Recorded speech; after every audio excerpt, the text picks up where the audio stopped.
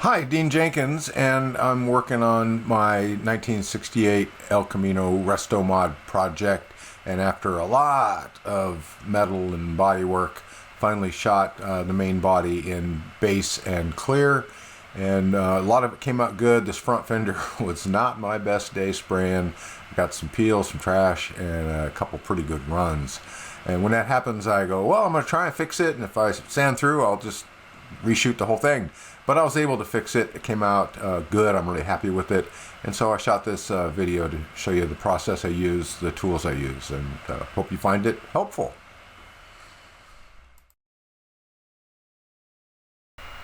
All right, so here is the run I'm dealing with. And the first thing I do is just to lightly scuff it with some 1000 grit. Just so I can kind of outline the run and see what I'm working with there. And you can see, yeah, that is pretty ugly, but now it's highlighted, it's clear, we can see what we're doing. So the tools I'm using, this is a Mirka Shark Blade denibbing tool, and some people have questioned the price of my black diamond sanding blocks. If you think they're expensive, go look up one of these, 90 bucks for that little tool, but it's super helpful. It works really, really good. Mirka Shark Blade denibbing tool. This is also a Mirka tool. It's a denibbing file, and this is a razor blade with the corners rounded just a little bit.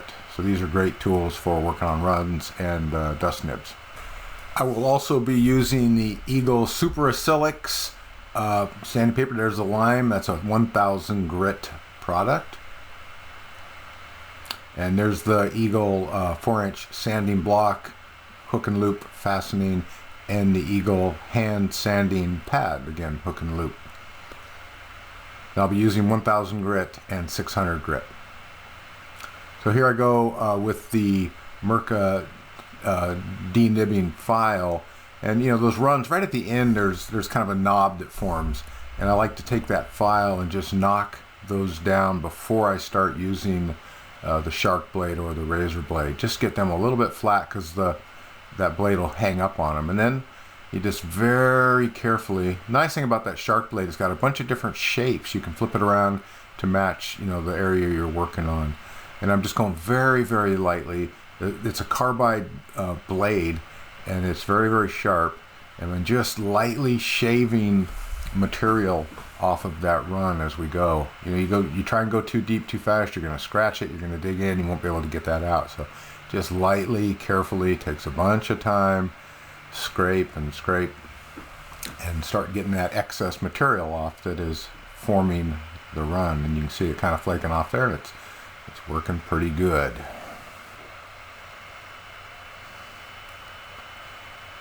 And as I go, you know, you can see I'm taking my finger and just feeling, you know, I'm not going to try and get this perfectly flat with the blade. I'm just going to get, you know, the majority of the material off, and then we're going to switch over to the block and sand it. But we want to get as much as possible. If you're trying to block down a run, you're going to break through out at the edges, I've found. At least I do. Because it's not even, right? The run is higher than the material, and then the block's kind of canted, and one edge is hitting a flat surface, and it's going to dig in and bust through. So we're shaving down the run with the Mirka $90 shark blade. I'm getting pretty close.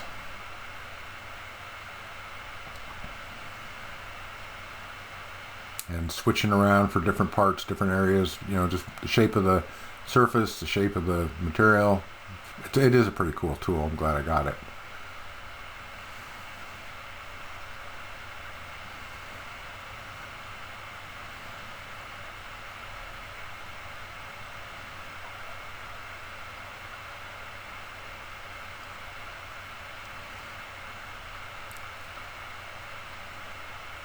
And there it's pretty good. So now I'm going to take 600 grit paper on the Eagle block there, and I'm sanding very, very lightly. You know, 600, you know, on, you know, this kind of finish works pretty coarse.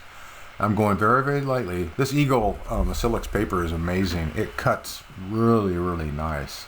And you can see I'm doing it dry. I prefer to do this kind of work dry sanding because you can see what you're doing. If you're wet sanding, the slurry in the water you can't see what's happening. I can't with the underlying surface. So I'm doing it dry because you can see the outline, the ghost of the run. You can see, some scratches there from the shark blade.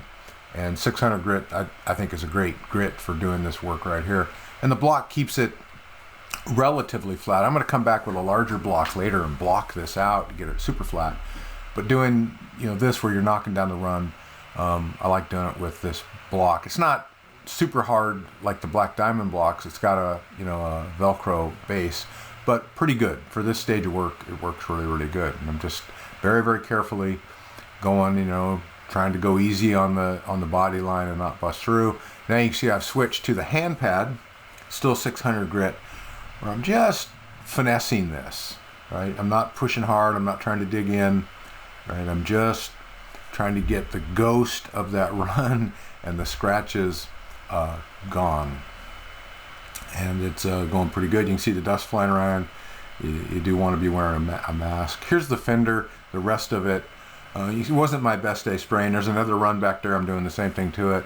And there's some trash. There's some peel.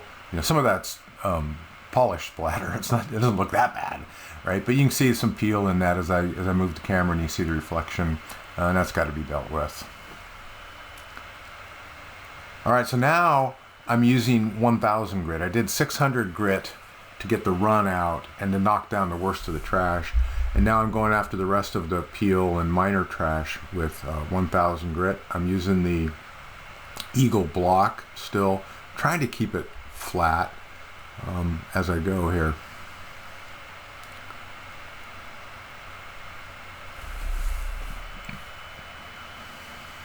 I'm kind of out of camera there, but you can get the idea.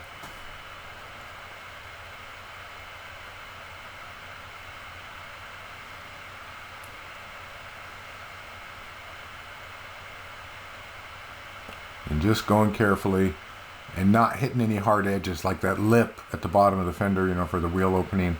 I'm not going to hit that with a block. Going very carefully over the body line and just taking care of the peel and the trash and whatnot on there. Again, wasn't my finest day spraying, but tried to save it. And there's about 6 coats of clear, so I got plenty of material to work with here. There you can see I'm using the hand pad on that fender, the wheel opening lip, and just doing some final dressing here, getting it refined, getting any trash, any peel, all that kind of stuff taken care of before we move to the next steps. And that brush, that broom, handle broom, rat tail broom, whatever brush, works great to clean up your sandpaper. But this Eagle paper is really, really good stuff. It lasts a long time. It just cuts like nobody's business. And it's not cheap. Nothing good's cheap, I guess, right?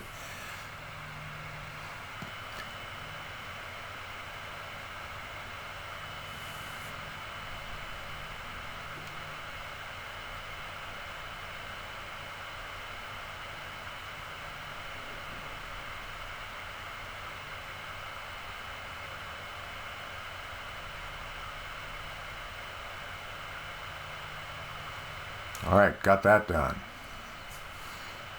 Get that mask off. It's important, but it's not comfortable at all. And those 3M pink discs on a 3M respirator, I've just found that's the best dust protection. Everything else fogs up my glasses and stuff. It's a real drag. So that's what I use. All right, that front fender's all done with getting the run out, getting the trash and the worst of the peel knocked down. And I did that with the little 4-inch Eagle block and the Eagle hand sander.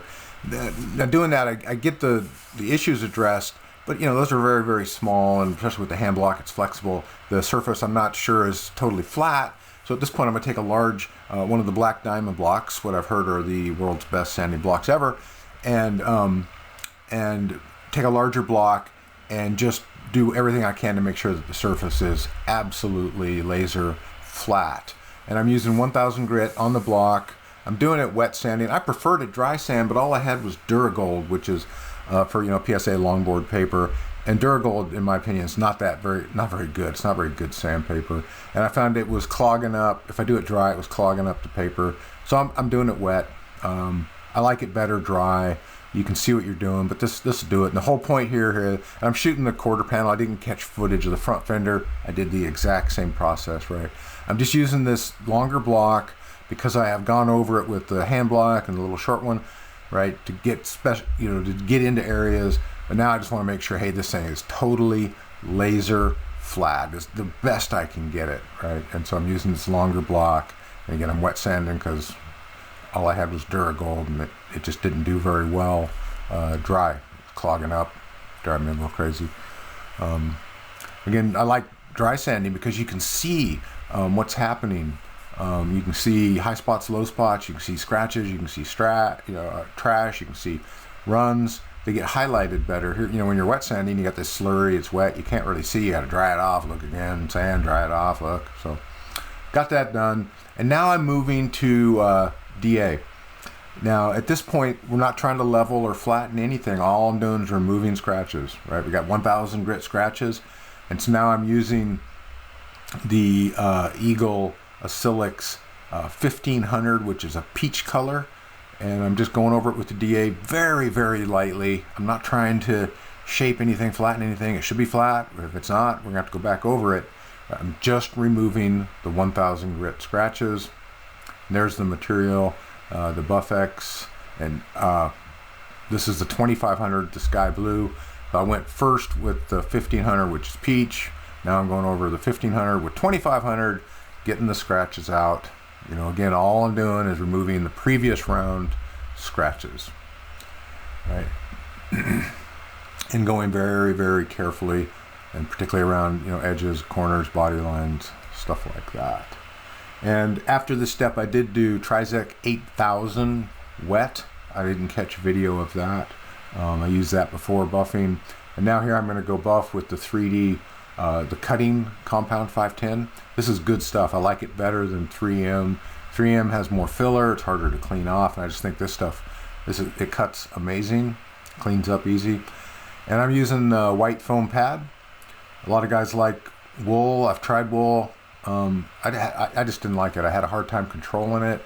Kind of got away from me. So white foam pad, it cuts great. I'm using it with the 3D cutting compound, buffing compound, the 510, and that stuff works great.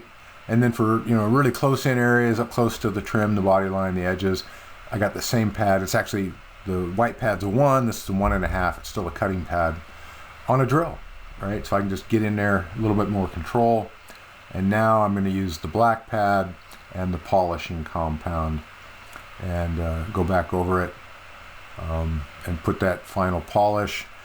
Before I call the whole thing done, I've got the 3M ultra fine and a light blue pad. I'll do that, but I'm getting this side done, and then I'll go do the other side, and do whatever, and then I'll finally come back with the ultra fine 3M, right? But there again, on the drill, little fine polishing pad, the black pad, and just getting in there where I was a little, couldn't get in with the big one, or didn't want to risk out there on the edges burning through. And done. Take the microfiber, wipe it off, and again, this 3D stuff cleans up really, really easy. A lot less filler and residue and whatever. I like it better than 3M. And here we are. That's where the run used to be, and I think it came out really, really nice. Didn't have to respray it, got lucky this time. And the peel, the trash, and all that stuff on the fender, we got it cleaned up, and I'm pretty happy with that. That's not a bad outcome there. And there's the whole side of the car. Each of those panels, I would say I have 4 to 6 hours into each one. I went through pretty quick in the video, but it is a lot of work. All right, that's it. Hope you found it helpful. Thanks.